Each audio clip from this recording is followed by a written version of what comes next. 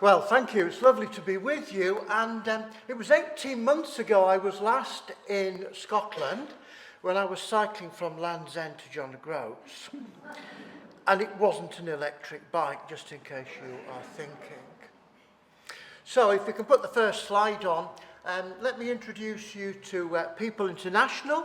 We're a mission agency linking sending churches with the receiving church in the different countries of wider Central Asia. And as Jim mentioned, we're delighted to be in partnership with Echoes International. Next slide, please. So, welcome to Central Asia. So, let me just ask you, without spying on the map, can you put your hand up if you know what the capital of Tajikistan is? One! Well done. Okay, brilliant. Okay, and the next question, because this just demonstrates how little we know about this region of the world. Can anybody tell me the name of the sea that has dried up, well, 90% dried up? Hey, one again. Go on then. The Aral Sea, well done. I should be talking particularly about the Aral Sea and some of the problems linked to that this afternoon. But really, this is a region of the world that is not known to us in the UK. So the northern swathe of countries there dropped out of the Soviet Union in 1991. And then we include Turkey within this as well. Now, I know just a little bit of Turkey is in Europe, but actually 10% of Kazakhstan's in Europe too. You probably didn't know that. I didn't know that until a few weeks ago either. But Turkey we include in wider Central Asia because it is so bound up with these other countries geopolitically. So the languages of countries like Kazakhstan, Uzbekistan are Turkic languages. And whenever I travel out to these countries, you have to travel through Turkey pretty much most of the time. But what unites this kind of coloured area on the map is the fact that it is Muslim. More hardline Islam to the south, but certainly dominated by Islam in the north as well. Can I just mention, there are map copies for everybody to take away on the stand.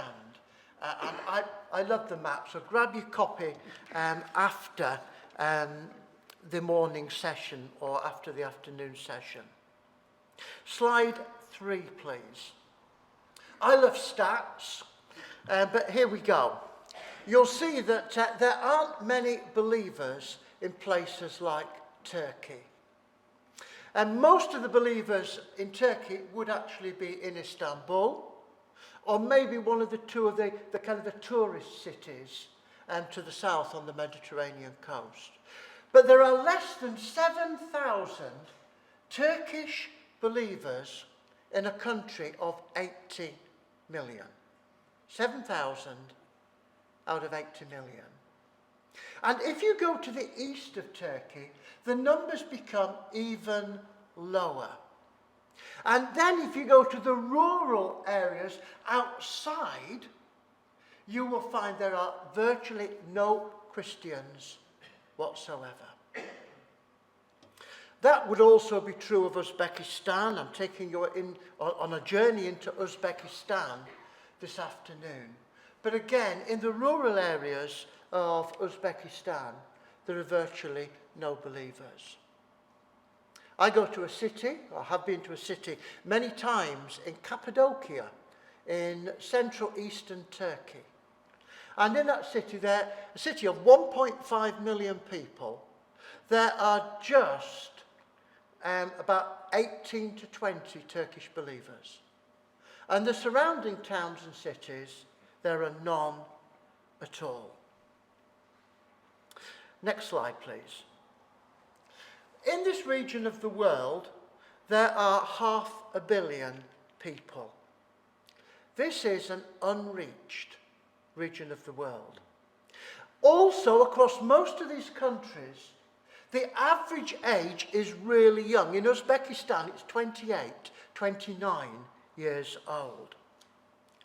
And there are so many people who've never heard the gospel at all. In fact, 99 point something percent have never heard about Jesus who died, rose again, and offers a relationship of peace with the living God.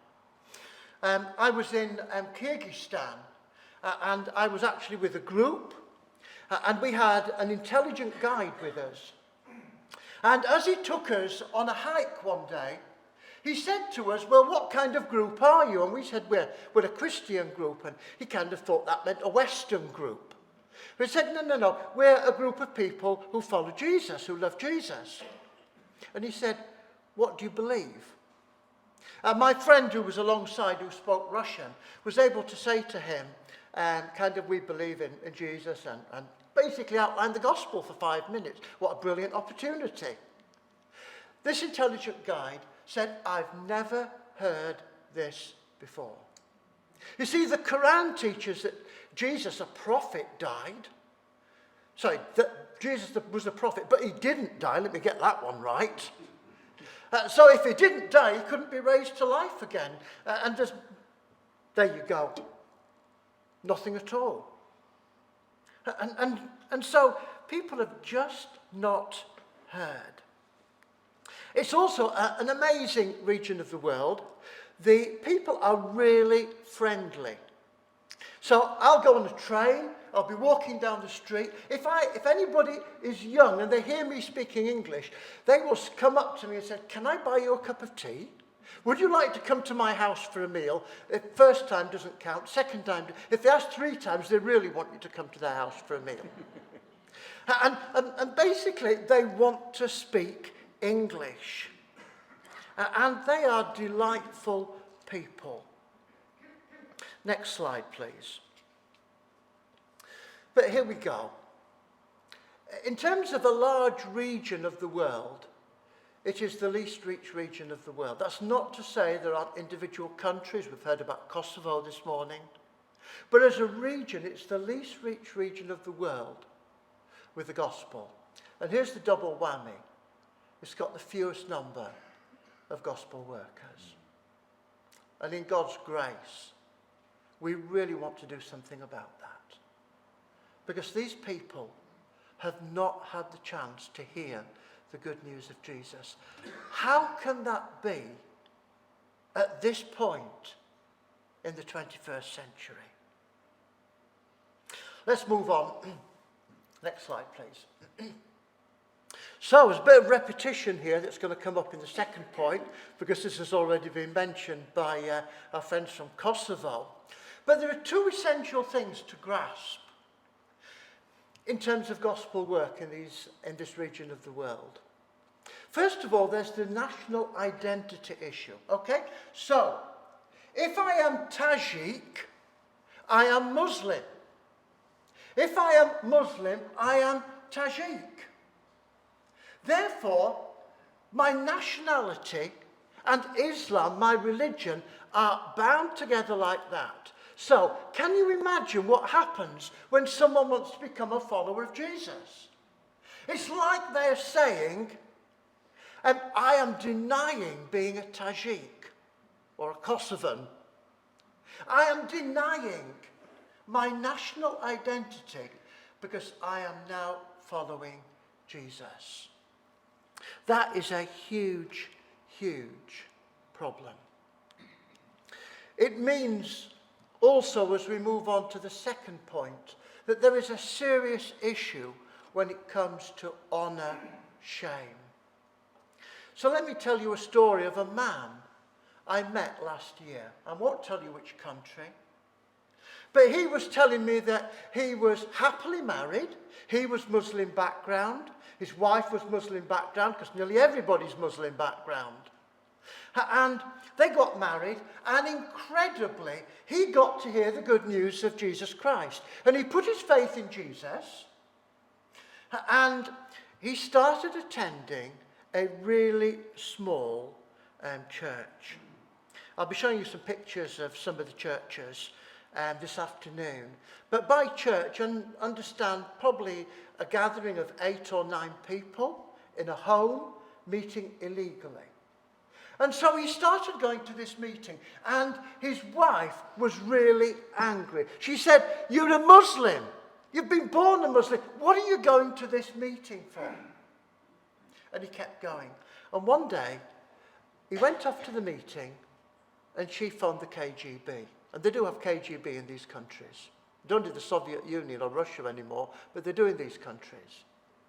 And the KGB went round to that illegal meeting, and they arrested him.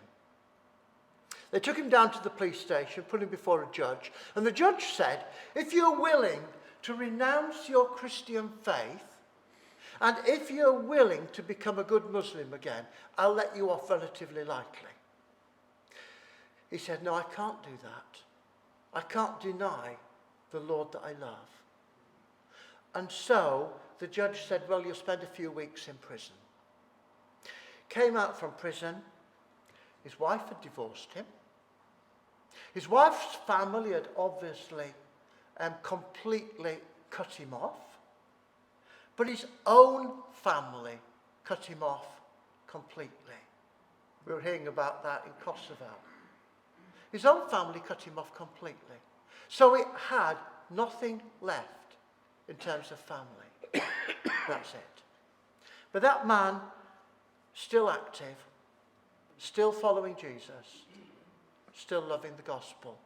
And that happens time and time and time again. This is not an isolated event. So it's really tough. And this afternoon, I'm going to take you on a journey, so you'll have to fasten your seatbelts and get ready as we go into one of these countries in wider Central Asia. But lunchtime, please do come and pick up a map. And we've also got a quarterly bulletin that we sent out that encourages you to pray for Central Asia. You know, you would encourage me if you signed up for that because you were willing to pray for Central Asia. And one of my deepest desires, that as a result of the partnership that we have with Echoes International, there'll be churches linked to Echoes that will send people to reach the unreached of Central Asia. Thank you very much.